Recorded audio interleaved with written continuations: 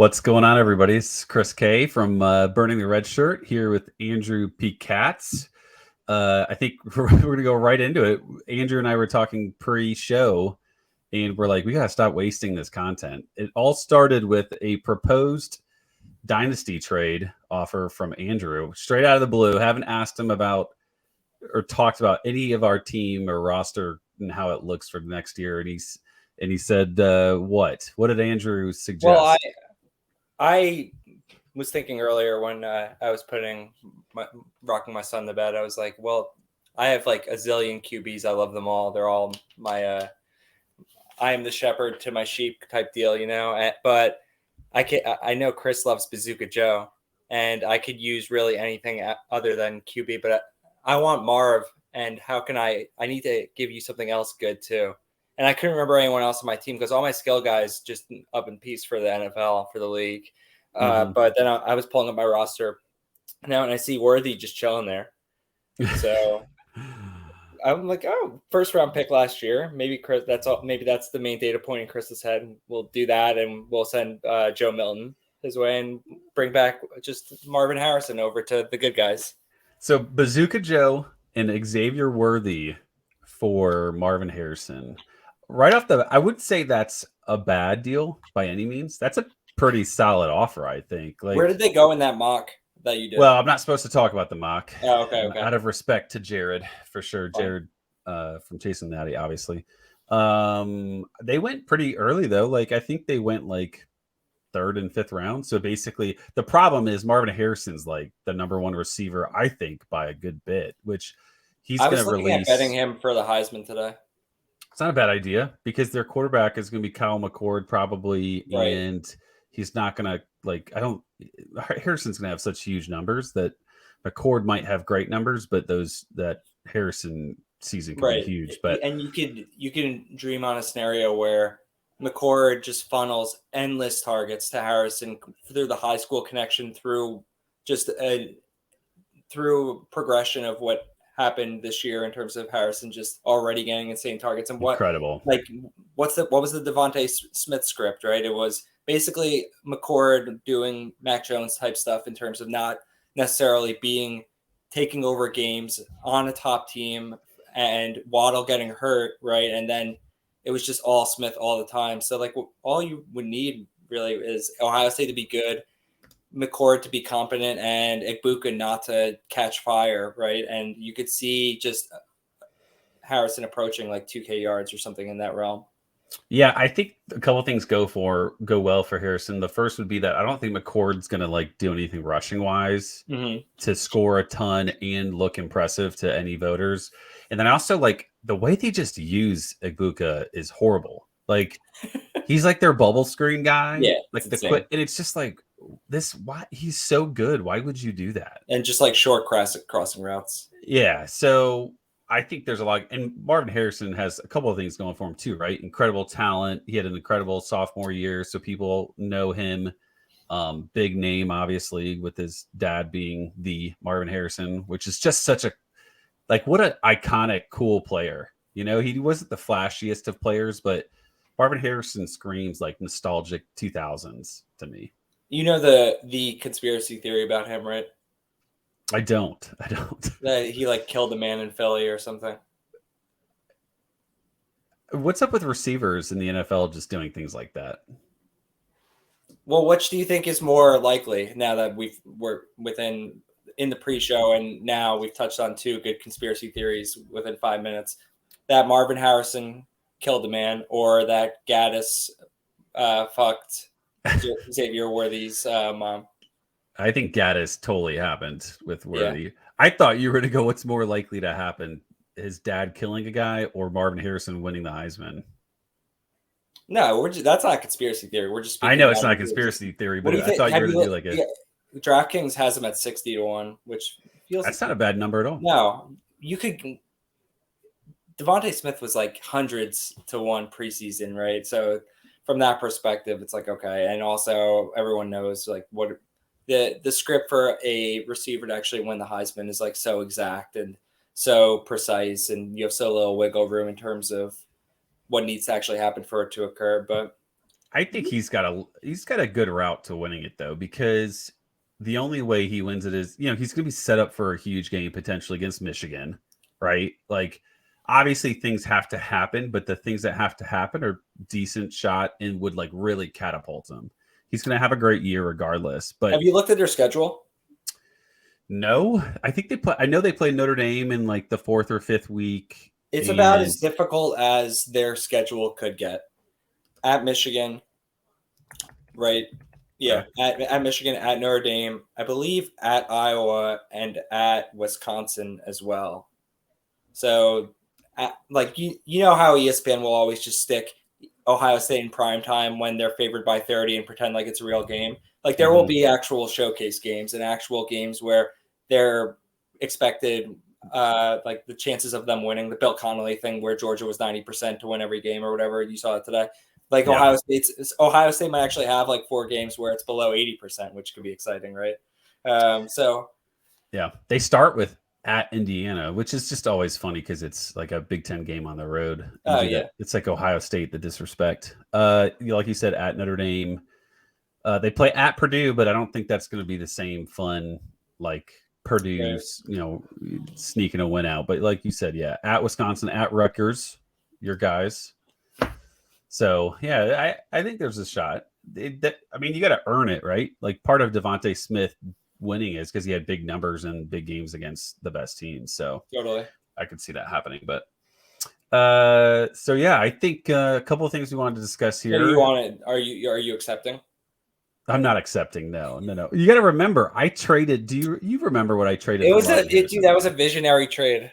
I got lucky because my intentions of the trade were, my reasoning was different than how it actually played out. So I traded Bryce Young. This was March of last year. So March 2022 is Bryce Young, Kayshon Boutte for Marvin Harrison in like the 20th pick, which was Trevante Citizen, who didn't do anything. Obviously he got hurt. So my thought was, well, he might, Boutte might sit out. And if he does, then I'm basically getting 2 years of Harrison and a pick for a position I'm deep at, which was quarterback, obviously. And I think we talked about it pretty early on that we liked other quarterbacks way more in best ball than we did Bryce Young. Yeah, definitely. We thought like his ceiling was kind of capped just because he didn't run it like Hooker and all those. But speaking of quarterbacks, I think this might be a quarterback heavy show because I wanted to discuss my what I'm calling myself the CFF quarterback Nostradamus, self-proclaimed. We'll see how long that lasts. Do you want to? So I assume you have a bunch of bullet points. Are you planning on teasing it out in some capacity? Well, I teased it on this week on Twitter, but what I was thinking was I would give you clues. I would give you my reasoning. Perfect. Nice. Perfect. So I will give you clues. How many do you think it will take me to get it? Not long. It's basically going to come in my reasoning. So to kick it off, he was, I won't say the exact number. He was in the 50s, QB in the 50s last year. Okay. In 2022. In 2022. Okay. Reasons why I think it's certainly possible he'll have a better, bigger year. And this is a guy that I think will be picked around quarterback 50 and I think is a top 20 quarterback. So huge value here. It has a weak schedule, but it's much better than last year's weak schedule. So I think he'll get more playing time, more than he did last year in 2022. They have an incredible offense that was a little bit more run heavy run touchdown dependent than in years past. So I think they might get more passing touchdowns than the previous years. Good, nothing crazy at receiver, but good receivers. He's dual threat, but I think he'll be pushed to run more. He's draft eligible, and I think because of that, he'll run more because he will tell the coaches, "Look, like I want to be playing for my draft stock here. Like I want and need numbers because my end goal is to play in the NFL." And I think this will. Do you have a clue? Do you have an idea? So I'm pulling up my QE sheet now and looking to have a reference point for just to try and map. If you don't have them now, you will get it after this next reason. All right, I'm assuming he's P5 from the way you're talking about him. Power 5. Yeah. Well, okay. So the next reason is this team has hit a certain part of they have evolved to a certain level of production as in terms of wins and losses. To get to the next step, to compete at that next tier, they have to change how they do a few things offensively, and that's based around the quarterback and just based around offensively being more well-rounded. And this is a playoff team that needs to then be able to push themselves over Georgia. Playoff team, so it's JJ? It's JJ McCarthy. What initial thoughts? Am I crazy? I could go into more specifics. I want to hear your thoughts, but I'll go into more specifics of those reasons. I'm trying to relate back to some of the things that you said. The rushing upside is always theoretical with him, right? We never actually realize it in practice.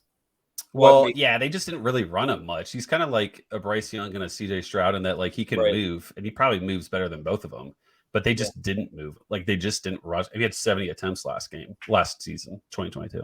Do you think there's risk that I feel like we saw this with multiple playoff teams, with Michigan, with Ohio State, and I don't know if necessarily the case for Georgia, where they just save something for the big games in the last 2-3 games of the year. Like the running Stroud was the big one that people talked about, right? And then Michigan just calling some of the coolest play calling ever in important spots that we've talked about a little bit too.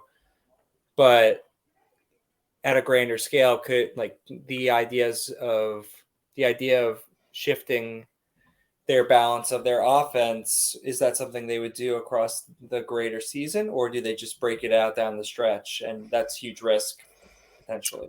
But I mean, certainly a potential thing, right? Michigan's always been, at least with Harbaugh, has always been a running team. I think McCarthy has an ability to do more, and I think part of it has to be that he tells them, like, something has to change here a little bit. Like, give me a little bit more. You have to remember, too, this is his first year. That was his first year starting. So they may not have. I do agree. There's a shot that they kind of hide things and they play it to the chest because they don't have to against some of these easier teams early. But to go into a little bit more specific. So I don't ever do research. So when I actually did research, and I was like, this actually kind of makes sense. He last year was at like 17 fantasy points a game. So he would need to increase to about 24 fantasy points per game in like a 4-point per passing touchdown league. So kind of significant. But if you look at the first half of the season versus his last half of the season, he went from, I think it was 16.1 fantasy points per game to 22.3. So his final 7 games, 22.3 fantasy points, right? He also didn't play the first game, but like he didn't even start the first game of the season. Had a big game. Last year's non-conference record, those 3 teams were 12-26. This last year, the next games they play, they're 19-19. So East Carolina, UNLV, and Bowling Green, bad teams, but like they're somewhat respectable. And I just think that averaging 23, 24 passes a game is just not, like, how likely is that really going to be? Like, I could totally see 5 more passes a game, 2 or 3 more rushing attempts per game, and with that offense being so dynamic, right, scoring a ton. Yeah, so that is an underrated point in your favor. I would say that with so many quarterbacks, when we're trying to figure out what we want to do from a drafting perspective, whether it be early, especially kind of early in the season, there's so much unknown about the way that these teams are going to shake out, what they're going to do, right? It seems you can probably consider it pretty constant and lock it in from a projection perspective that Michigan's not going to have trouble scoring next year, I would think, with what they return across really almost all of across their skill positions, across the O-line, right, that gets exposed every postseason, but up to that point wins the Joe Moore Award, right? But that, like, they're going to score points, right? They're going to score a lot of points. They're going to be up there in terms of points scored.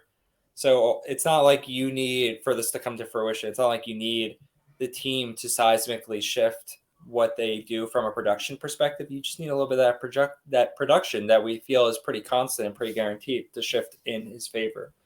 So in the greater schema of quarterbacks across the landscape, right, there's probably a lot of other quarterbacks that need a lot more to go right. They need to figure out how their teams are going to actually score. They need to adjust to do systems. They need to hope that some skill position talent develops. They need to hope that their O-line holds up. He doesn't need really any of that. He just needs to play golf to be a little more favorable and lean into his strengths. Yeah, they just need to give it, like, lean into him more, and he needs to lean into strengths as well. I mean, I was deep in this. They kicked 2.5 field goals per game last year, which is 0.7 or 0.8 more than the last 3 or 4 years.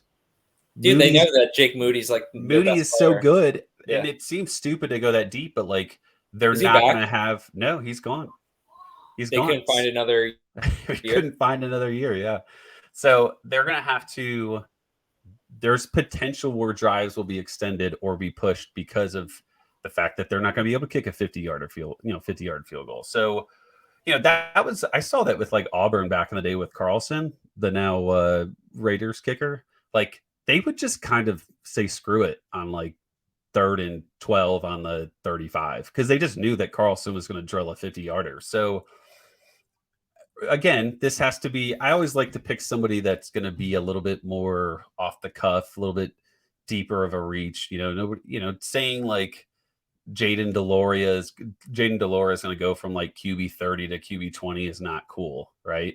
But I think a guy like AJ McCarthy, I believe it. I think it could actually happen. It would be a pretty huge value too. Nice thing is too, right? I speak to it here. There's no way he goes in the top 12 to 15 rounds of drafts. Like, even with me saying that there's so much benefits to him, but worst case, he's got a pretty decent floor, and he's going to start every single game. Totally. So shifting quarterbacks, I can't wait to hear what Nate has to say about that. I've held it from him the entire time, knowing he's just going to laugh at me. So maybe on his morning run tomorrow or Sunday, he'll hear this and get a good chuckle. But shifting quarterback discussions, you've released some different threads, some different confidence, in a sense, meters on starting quarterbacks per division. I guess first things first, because as I did Jared's way too early mock, which he's going to do a special show on the 30th, I believe. So check that out when that comes out. It's difficult, man. This is early in the game. It's kind of nice to get like a grasp on what other people think before formulating responses and thoughts. But just generally speaking, you go into this week with different, back of the napkin math on guys that are starting. Where did you find some of, like, where was your research done? Like, give us peasants a way to research. Dude, back of the napkin is back of the napkin for your boy. I think less than a handful of these guys that I actually have slotted in QB1. I had to do anything other than just lean into my recall ability, which is legendary.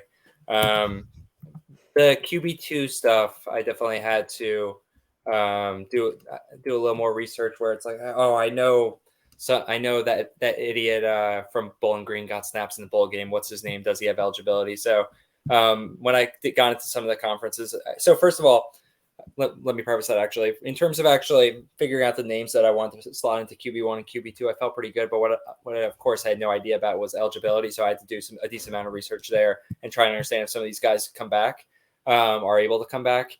There's nothing more disappointing than like looking at one of your college fantasy teams, dynasty teams. And at this point, I just like assume that we could always find eligibility for someone. But there's certain guys like Shockey Jacques Louis, Adrian Martinez are good examples where you look at the player card on Fantrax and you see just 5 straight years of like 8 to 10 games. And it's like, I can't do anything with that. There's no way I can find another year in there, even with COVID and red shirts and shit. Like, I think we're done here. But yeah, that eligibility was like tricky to find out. I totally missed on some of the transfer things that had happened in the last couple months, which makes it fun. Nate Marquise pointed me toward like an amazing resource on 247 that basically just like shows all the transfers or something, and I was just like, dude, absolutely not. Like, this is back in the napkin. Like, it's the people's job to correct it and update and get us ultimately where we're looking to go here. I'm releasing the conferences of day by day. Ultimately, though, I think I'm just gonna take and I'm updating this thing every single time like some news comes out about a transfer or I get corrected by someone on Twitter. So I think I'm just going to end up dropping this into a Google Sheet to share with everyone, or just at the conclusion, because right now I'm just releasing a picture of each conference. But it'd be nice to put out something useful for people in composite as well. Yeah, at this point, what are we at? Like day 5, I think I started on Monday and I did AAC, ACC, and I was like, this is too predictable. Let's go do what I do next. The Fun Belt, and then the MAC. The MAC got, of course, like the MAC got so much traction on Twitter, so much engagement. Everyone wants to be a part of that discussion. And then we did the Big today, which is like boring, right? No one actually wants to talk about the Big Ten, so we didn't get. Well, I got 2 questions for you right here. Which of the 5 was the hardest back of the napkin math for you? The MAC, because I had to look up all the backups under the pretense that at some point everybody's going to get hurt, probably right on like a Tuesday night in November, right before slate's lock. Half our quarterbacks will probably be out at one point or another during MACtion. So I want to try and get as many backups that I felt were pretty locked in and make sure I identified them. For all the other conferences, I didn't really force the backups too much, but we know how things are in the MAC. So that was the trickiest. Well, I really just use 2 colors for color coding purposes in this thing, where I'm using green to try and identify players in a QP1 slot that I really don't have faith that they make it to week 1, week 0 with the starting job, and or there's like a decent likelihood that something kind of goes awry as the season progresses, and we see we basically just don't see them run out from start to finish. Right. And then I don't know if we've only encountered maybe one of these across the first 5 conferences, but they become more abundant. The bright orange, which indicates as the text would signify that I have no idea what's going on with this team. And there's more than a few of them. Like, I have no idea what FIU is doing, no idea what Middle Tennessee is doing, Army, Air Force. Only one P5 school that I have no idea what they're doing. Do you want to guess who it is? Let's see. It had to have been ACC. So I have no idea who. Yeah, Stanford. Oh, yeah. I feel like maybe I wouldn't have any idea. Something, but like, we've seen what happens over the last couple of years when Tanner McKee gets hurt, and it is almost unquantifiable how hard that offense becomes. Didn't the guy from Air Force? Like, wasn't there an Air Force quarterback that was Isaiah Sanders? Yeah, Isaiah Sanders. So he got time. They had one other guy other than Jack West. The Jack West experience was always like a guaranteed 3 and out at best. Like, that's the scenario you were hoping for. And then they had one other guy too, who I think was really bad. So you assume they figure something out, right? With I think their new coach is kind of fraudulent, Troy Taylor. Do you remember when he was the OC at Utah and there was like so much hype about like him bringing like a fast-paced offense with Tyler Huntley and Zach Moss around it, and it just never really clicked. And then he came from the FCS. It was him and that dude who kind of washed out at Cal, Bo Baldwin, I think his name was. They were, I forget where they were together. Maybe UC Davis. And then Troy Taylor went to Utah, pieced after he realized the offense wasn't really working with Tyler Huntley, went to Sacramento State, and they took down GJ Kinney in the FCS playoffs this year, right? And then he got the Stanford job. I don't know why Stanford's shooting so low. Like, you think they could do a little better than that, but I assume he brings in a transfer at some point because I have no idea what they have there. Yeah, this is interesting. Yeah, he's the Sacramento State head coach. I had forgot about that. I mean, They were huge, which is funny because they were like insanely good offensively, right? Like, didn't they lose like 61-60 or something in the playoffs, and that's how they got bounced? I think his whatever his shtick is, I think it works at the FCS level, but that it doesn't translate just based on what we saw at Utah. But who knows? Maybe Kyle Whittingham just got his fingers a little too much into whatever he was trying to do, right? And tried to what didn't really let him let loose. So I'm open to be proven wrong, but just based on the Utah experience, I'm not overly excited for his reign at Stanford. I can't really speak to this too much because I didn't actually watch any Sacramento State games, but Huntley and Moss were great, are obviously really great talents, but maybe he was like too pass happy, like too, route tree throwing the football around. Like I feel like with Huntley and Moss, you'd have to be a little bit more option, a little bit more running, spread out, but still running a little bit because those guys are great. Yeah. I don't know. It just felt like it never really clicked. Yeah, I mean, obviously, right? He went from there to he took a head coaching job, but you're right. Like offensive coordinator at Utah is a pretty big gig. Why did he not just go?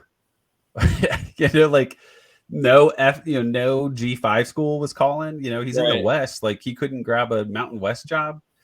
So obviously something clicked there. What one of your more favorite players is in today's drop? Luke Altmaier. Aren't you a Luke Altmaier guy? Yeah, I'm favorite's a bit strong, but I was rooting for him against Dart. Even though the one time we really got to see him play in the bowl game against Baylor after Corral ripped his ankle to shreds, right? You could just tell the way he's wired is totally different than Corral. He's just a lot more composed and in control, but you could also see that there's arm talent there and he's athletic. So I don't know.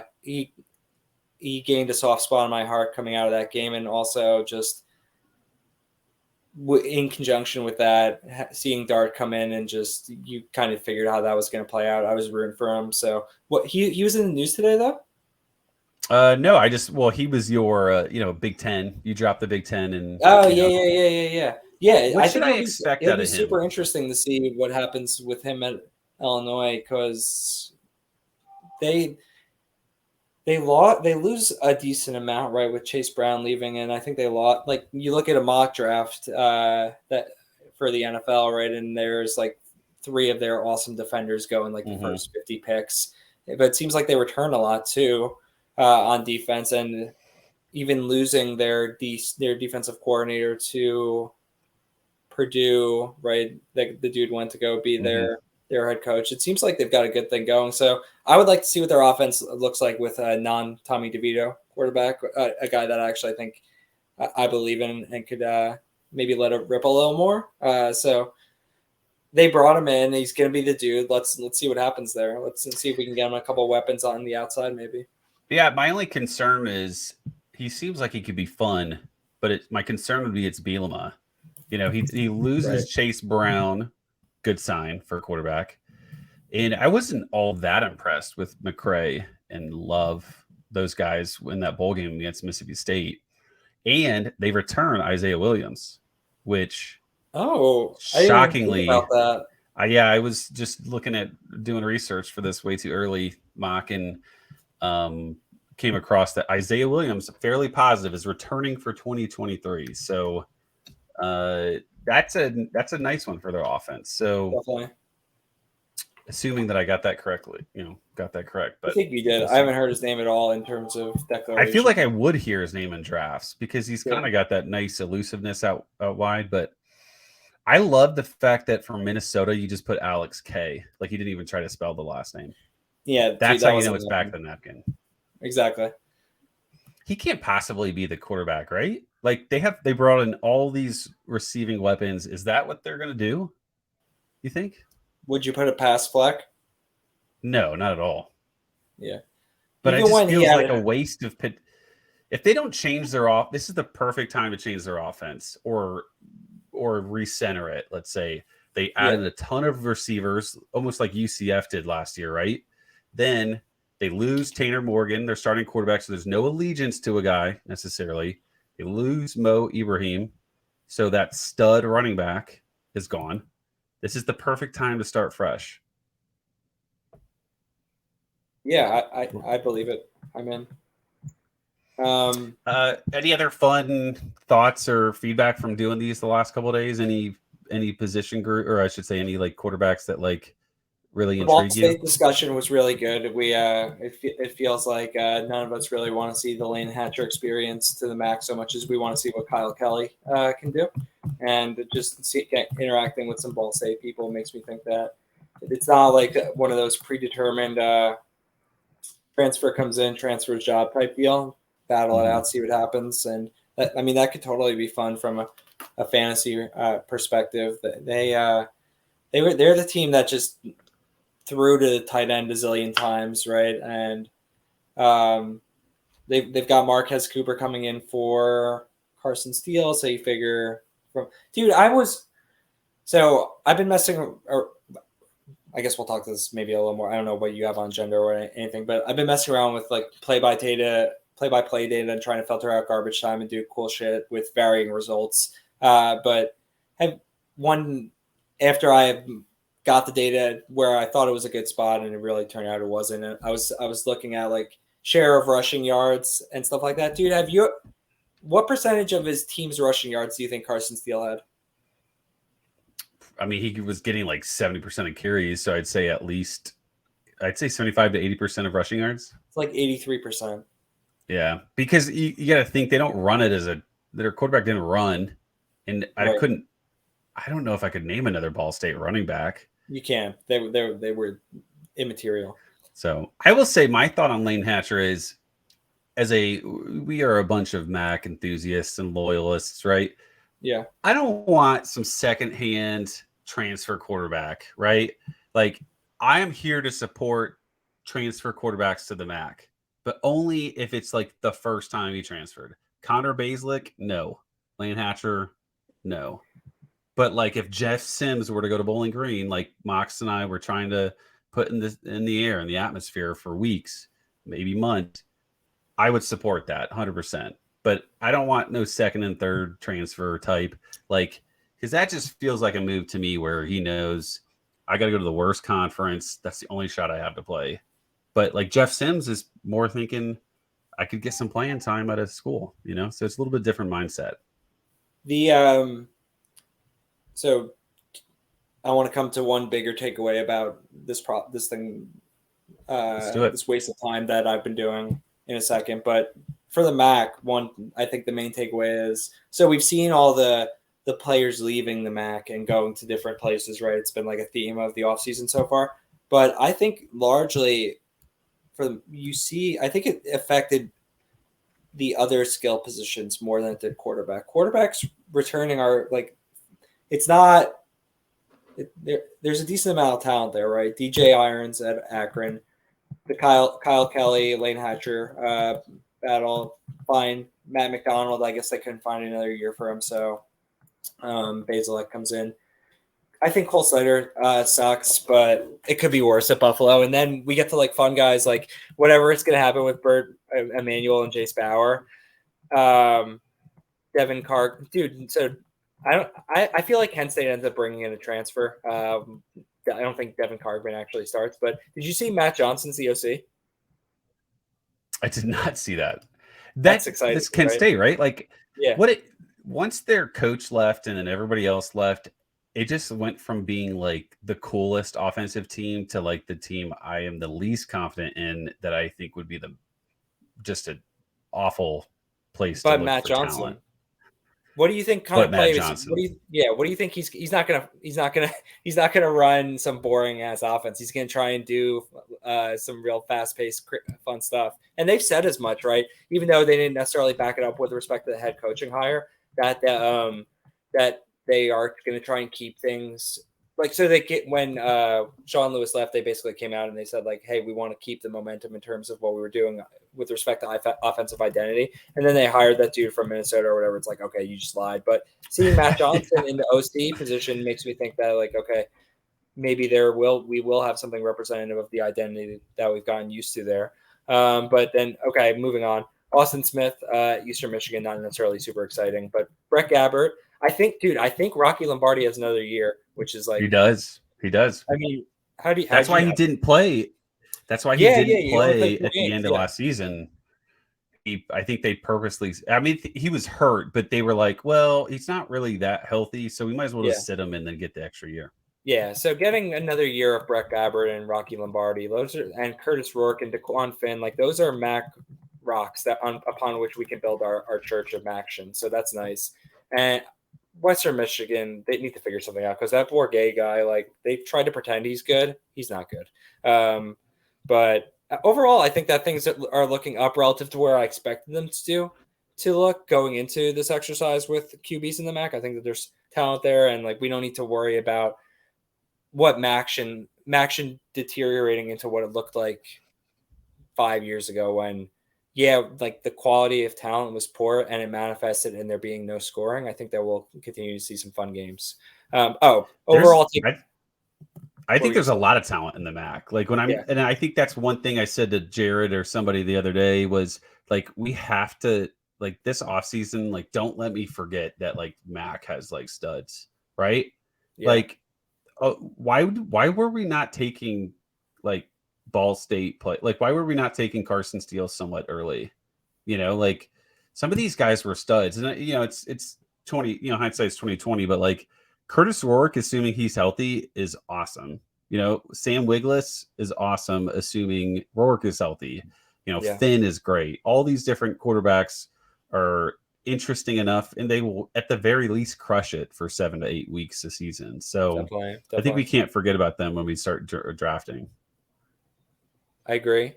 I'm considering it. It's gonna be so much work that I'll end up giving up, but I'm considering trying to build something of a rubric for creating a composite score for quarterbacks that I refuse to share with anyone, of course, but for purposes of actually comparing how I feel about quarterbacks going into this year. Like, so I feel like in so many of our drafts this year, I screwed up, generally speaking, the quarterback position from a basketball perspective. Like, I would take like 7 or 8 of them, but then it turns out like 3 of them got hurt, 4 of them lost their jobs. And you can map some of that back to bad decisions and some of it to bad luck. But I feel like generally speaking, I'd like to try and find a way to get a better feel for the lay of the land in totality. And so I'm thinking about creating like a rubric that you add up all the scores across like 10, 12 different categories and try and get a better, and then rank, see how they kind of compare against one of another and kind of utilize that for drafting purposes. It's a lot of work, so I doubt I'll end up doing it, but it sounds cool. But the other thing, so that when I was going through this exercise, that I realized, like, we say quarterback is deep. It only gets deeper every single year with the way that things trend presently, because more players are coming back to school, and also backups are not chilling who are talented, right? They're going to make moves to get starting jobs, so the pool is only getting deeper relative to previous years, and I think you see that playing out. Like, we have less ambiguity, I think, and less unknown and less that we can bank on at the quarterback position, or no, more that we can bank on at the quarterback position than I think any other year. Like, you just go from top to bottom. There's so many talented dudes. Yeah, I would agree with that. I think right now, all those reasons you listed, I also just think you don't see a lot of like times where its team just has a bad quarterback, because that's just like the next guy up. So you just like deal with it. Like, people are transferring. They're typically transferring to a somewhat interesting situation, which then maybe makes somebody else transfer from another situation, right? So like, I think we're getting a lot of good situations here. There's also like right now in the season, there's one position that is easier to confirm who's starting and who's not, right? And typically that's quarterback, in my opinion, right? Like, I think there's like 4 to 5 superstar players in terms of quarterback. And then I think there's like probably 25 to 30 guys that could justify being top 15. Like, I think there's that many guys. And I think part of that's just because everybody's doing a little bit of something. Everybody's offense is opening up. Everybody likes to run with the quarterback a little bit more, right? Some of these schools like Chevin Cordero, like, when was a San Jose State quarterback typically is not in the top 30, right? But like Cordero was awesome last year, and he's back, which I realized last week, which was awesome.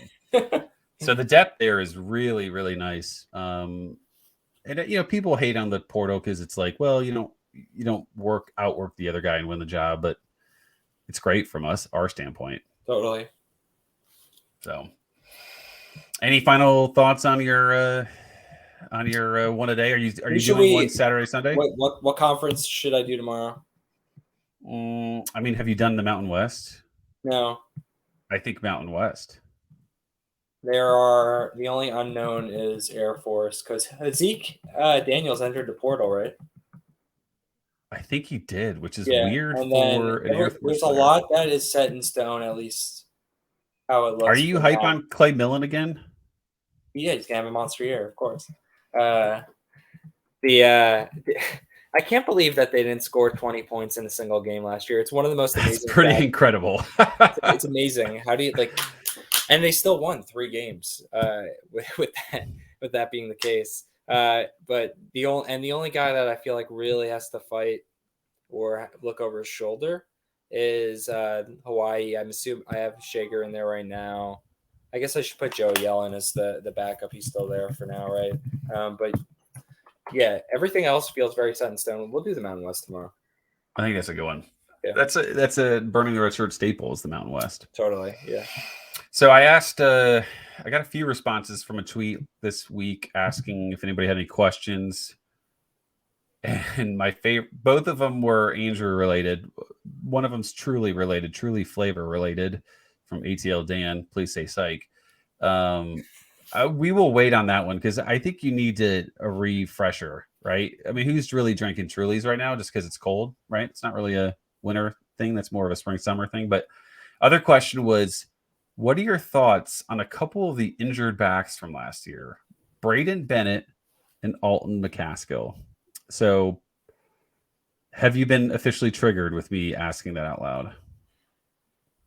I don't know. I've had enough time at this point to check Twitter every single week for Braden Bennett's health. And then even when he got back, only get 3 to 4 touches a week. So it was all very exciting. It was awesome. I don't know how you could really buy in at this point, right? One of the things that made him interesting enough to take in like the 4th round last year, which was really brilliant, was how I imagine him being used in Chadwell's offense, speed option pitches type deal, catching a lot of short passes, and then also just getting some kind of up the gut stuff. Add it all up, and you're looking at 15 touches for an incredibly explosive track athlete who is also like a big dude. And then it didn't play out. So I would need to hear a lot of positive things, like indicators, right, about role and stuff of that ilk to be back in a meaningful way. It's a throw in trades if you're drafting early. Later on, why not take a shot, right? There's worse lottery tickets, but spending meaningful capital, going out and trading a asset of meaningful worth, probably can't do it at this point. McCaskill, though, you would think. So I thought Brandon Campbell looked really good in spurts last year. I was pretty in at one point, and then he kind of fizzled out, lost favor with the coaching staff. I feel like I read that McCaskill was like back in practicing in advance of the bowl, but it's also possible I made that up. You would think he's going to have every chance to kind of come in and just reassert himself in that RB1 role. So that is very interesting, right? And if you're drafting early for a best ball, I wonder what the price would look like in terms of what the market is making you pay. I have no idea. I assume he went in the draft that we're not allowed to talk about. He wasn't drafted? I don't believe he was drafted. No. Interesting. How many rounds? It's 9 rounds. There's only 9 rounds, and the max running backs you could pick were 3. So okay, so that makes sense. That's fine. Yeah, but like late teens, right? Get near the 20th round, and that's definitely let's go. And I think you can make an argument for creeping up into the middle teens as well. Maybe even a little earlier. I'm excited though. I think like when did he rip his ACL to shreds? It was like April, right, of last year. So he's gonna be like, he'll be fine. Dan is gonna burn him to the ground. Yeah, I think without a doubt he'll be healthy, as healthy as he can be for the season. To touch on McCaskill's the one I'd be way more interested in. I think you give a good, round value for him. I wouldn't have any issue late teens. I think with Braden Bennett, my issue is that like they just running back by committee it even harder than ever last year. So my problem here is you're doing two things. You're battling a running back by committee, and we don't really even know if he's like the top option. You would think he would be, but they just did crazy stuff the entire time. I don't think it's possible for me to have any of Braden Bennett. I could see him go undrafted for a long time, and then like once maybe some news trickles in, he starts getting drafted. Yeah, that offense really trended downhill in the back half for a few different reasons. You could hypothesize, right, that Chadwell kind of checked out when he was starting to think of how he can maybe make his way to a different job. And like McCall was out, I think, for some of the time. That what had Bennett ended up playing 3 or 4 weeks down the stretch. I don't believe McCall played in all those games. They got torched by Troy, torched by ECU, right? So it's not like they really were able to even get things going. But you're right. When they were running their offense, it didn't feel like it was a high priority at all to get him the ball, even though he was efficient enough with his touches. But like I don't know, I didn't catch much of their games when he was playing. Not for better, for worse. So yeah, that'll be a good offense though. I think they'll score, right, with McCall back, with Jared Brown, who also runs the football, which is not great for Bennett. They also brought back, Sam Pinckney as another year. Talk about just finding years over here.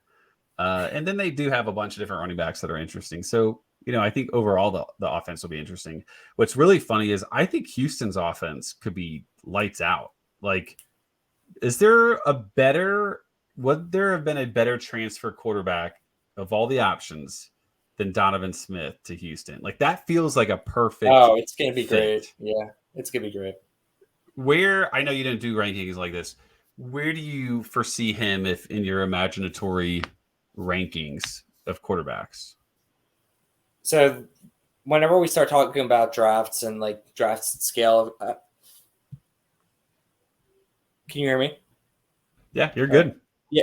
Okay. Whenever we start thinking about drafts and drafts of scale and meaningful sample size, I of course gravitate towards Champion Series as my kind of thinking about where players are going to go in that. When is Greg going to get that going, by the way? Like, I don't think we necessarily need to wait for fan tracks to roll over for him to send a Twitter DM to be like, all right. There's no way. It's going to be March, man. I wish. March is when we draft. We start drafting in March. The first Twitter DM should come no later than early February.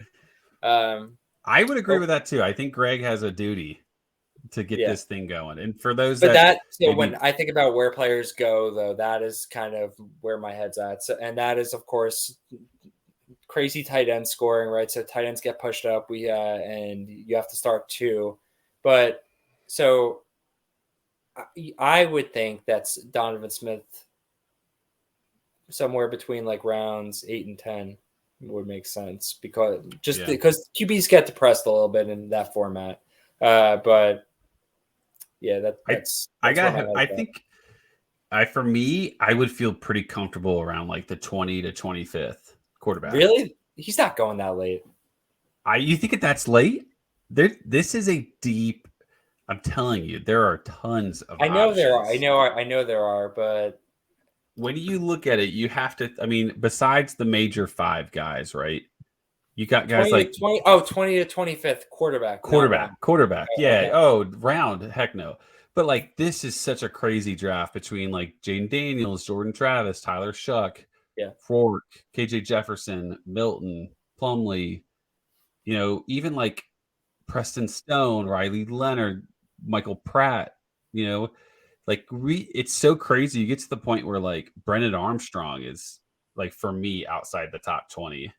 Like Cordero is 25 for me. Will Rogers is 23. There's a ton of guys out there. So I think he's confident like a second starting quarterback for people. His upside's insane. I mean, it's just incredible. With they lose Nathaniel Dell. People call him Tank apparently. To the draft. It'll be fun to see what he ends up doing because he's just such a fan favorite. Just such a good college talent. They have Sam Brown. They have Matthew Golden.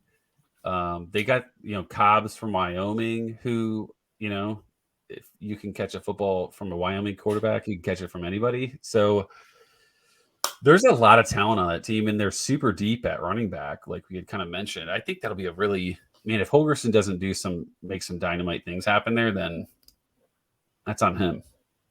I agree. They have even, I think they go another 3 or 4 deep at receiver, no problem, with guys that aren't coming to the top of mind. Like I assume that dude Manjack comes back, right? He's definitely got a few more years of eligibility. He definitely has. Yeah, definitely. And they brought in I think they brought in another transfer or two as well. So they're all set. They'll have weapons for him. What we can't not speak of Spencer Sanders. What do you think happened with this Ole Miss situation? So Spencer Sanders has been in the portal since pretty early on, not immediately, but pretty early on. And it was rumored Auburn, but he actually never visited Auburn. And ultimately he ended up going to Ole Miss right as the portal closed, essentially. So what's your take on the situation there? I assume that there's a ton of information we would like to have that we don't have. Like the idea that he couldn't have picked and chosen from another 10 to 15 schools it just doesn't make any sense, right? Even though we just talked about how deep quarterback is, how spread out across the land some talent is and stuff like that. There's lots of other schools that I'm sure if he was interested in them, they would have been like, yo, all right, we'll throw you a full ride. Come in here and do your thing. But you didn't really hear much in the way of different options for him. Maybe that is just that he targeted a couple of things, a couple of different schools, and then it just kind of he locked in on Ole Miss. It feels like it is. Yeah, we don't have enough information to really speculate about the process in a way that it would be genuine in nature. But I mean, it's so exciting. It feels difficult to really bank on the idea of him going from start to finish as QB1 at Ole Miss for so many reasons, right? The talent in the room, Lane's going to run him 200 times. So if he thought that getting out from Gundy was going to help preserve his body in any capacity, he's dead wrong. But for the time that he's healthy, it's going to be so amazing. It's going to be the Notre Dame bowl game every game of in terms of just them going super fast and being super productive and him just having endless weapons. I don't know how you stop that offense. He is a perfect match for Lane Kiffin and the offense that they're going to run there. I wish they had better receiving threats, because I think that really could be an awesome offense. But for someone that's thinking about Spencer Sanders, he's just going to run it so much that you'll be fine. Isn't he just essentially a bigger version of the guy from a couple of years ago? Corral.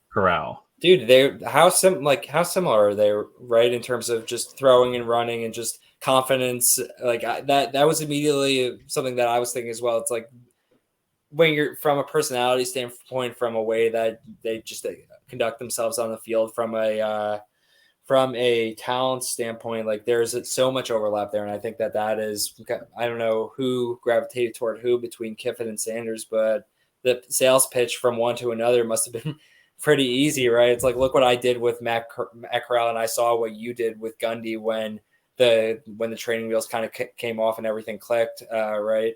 But so they have, I assume they return Malkeith. I assume they return, what's that dude's name? Mingo went pro, but they have another receiver.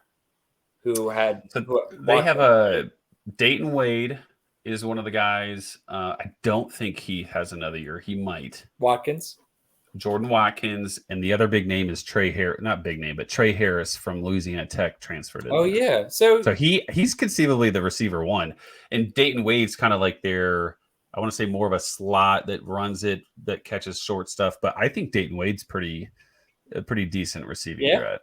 Who did they? I remember thinking that they brought in a tight end. That's they like, did. oh shit, Triggs' day is done. Who did they bring in? It is Caden Prescorn. Yeah, so dude, he's got weapons for days, right? You can line up Trig and Prescorn, and then you got Heath, Watkins, and I already forgot who's the third guy. Wade and Trey Harris. Trey Harris, yeah. So we're all good, and then you got Junkins back there. They're gonna be. I think that's gonna be like an unsexy group, but like will be way more productive. But I think it'll be spread out for like a CFF standpoint. Probably not getting a lot from receivers, but I think tight end wise, Prescorn will be great. Maybe Mitchell Trigg does something this year. I know everybody was on him last year. Go figure. Maybe he does it the second year. But what a great fit. I mean, it felt match made in heaven. It's gonna be awesome. Maybe a little bit of a match made in heaven here. I want to ask you which of these quarterbacks has the best season? Okay. Malik Hornsby at Texas State, Chandler Morris at TCU, or Quinn Ewers at Texas? Well, it's tough, right? It's a good question in the sense that there are so many questions that we can only project on presently with respect to each of them. I don't think I could, assuming we're talking through a fantasy context. CFF, just straight fantasy. I don't know how I could answer Ewers and feel good about it unless my assumption is I'm picking him because he likely starts the most games. He had like the leash is the longest, and I'm just driving at a floor, right? Because we know he's going to rush for negative yards every game. Yes, we don't need to have an argument or about his arm talent. Like you watch dude throw and it's ridiculous, but how far can that take you? Exclusively in CFF, I have no idea if Hornsby could actually throw the ball, but the idea of his legs in G5 and GJ Kinney system, I want to bet on that. And of course, I love Chandler, and I think they're going to bring someone else in. I would think. It definitely felt like whenever there was a decent quarterback that kind of hit the portal, like they were interested. Like I know they were interested in that Walker Howard guy. Yeah. I think it's crazy, but the state of Texas has probably the best group of quarterbacks from a CFF standpoint. Like that's not even including Frank Harris and Tyler Shuck from Texas Tech. And Weigman, dude, don't undersell the Petrino-Weigman connection now. Petrino's just a puppet, though. But I think the problem with Ewers is he ran it 24 times for like negative 52 yards last year. So he literally has to do everything through the air. Now, to be fair, if you think about how deep their receiving group is, it's actually pretty insane between Worthy and Whittington, Jatavian Sanders, Isaiah Nayer. It will be healthy and back, which we forget about that, right? So that'll be a great, but like Sarkisian better scheme up an insane plan because that's the only way that Ewers gets there in terms of being better than some of these other guys. But I do believe you're right in the thinking that like he's the guaranteed starter. He's going to be starting every game. It's kind of like the highest floor but lowest ceiling type. I think if Chandler Moore starts the full season, that's going to be, that's about as good of an upside as you can get. But there's so much doubt into like how much they actually like him. Yeah, the question's more fun if we assume that all three start 12 games because you can make a really good argument, I think, for any of them. Like the argument for Ewers is like maybe he's Mac Jones in that offense if everything clicks, right? The Hornsby certainly your best case. That's certainly your best case. The Hornsby argument's the most fun, right? He can throw some and just goes nuclear on the ground, and they're in a zillion shootouts, and Kenny's just doing stuff like what was going down at Incarnate Word, right? And it's just wild. But who like that? So the argument becomes so much more fun if they all start 12 games, which is not the question that you ask whatsoever. Is the bold would this be considered the hottest, maybe boldest take of the year, or from a fantasy standpoint, that Quinn Ewers would be the worst fantasy quarterback in the state of Texas? He'd be QB 8 behind Frank Harris, Shuck, Hornsby, Morris. I just missed one of them. Maybe it'd be 6 or 7. Oh, Wiegman would be there. Chandler I think that Rogers. could happen. Chandler. Well, he's a backup because Austin Aune. Dude, is back. Someone said I was corrected that Aune is gone. Nick, Ian, Allen corrected He's gone? I thought he came back and said he was here. That's what I thought too. He came back and then declared. You have to dig really deep to actually find the declaration. It's like on Instagram, and a beat writer like links to it in an article. It's like it was not very out there. Interesting. I was like sure he was gone, and then I thought it said that he came back, and no, I guess not. Yeah. Wow, that's a shame. So he'd be like QB 6 then, maybe 7 behind Chandler Rogers. Who is he ahead of? I don't. Well, what's the other Texas? I guess he's ahead of JT Daniels. Like I can't think of a way that JT Daniels does better than him. Rice was in some shootouts last year. Yeah, but he is like, I don't think Rice's offense will score as much as Texas, obviously, in their own respective schedules. This is going to be one of those pods. He is a statue, just like Ewers. So it's not like what the difference is that Texas is going to score more with better passing weapons and no proven running back, essentially. This is going to be one of those pods that we're going to want to burn so that no one can reflect back on what we said during it for lots of reasons. Yeah, go ahead. Opening with the Worthy and Gaddis discussion and Marvin Harrison discussion, and now talking about how Quinn Ewers is the worst quarterback in Texas.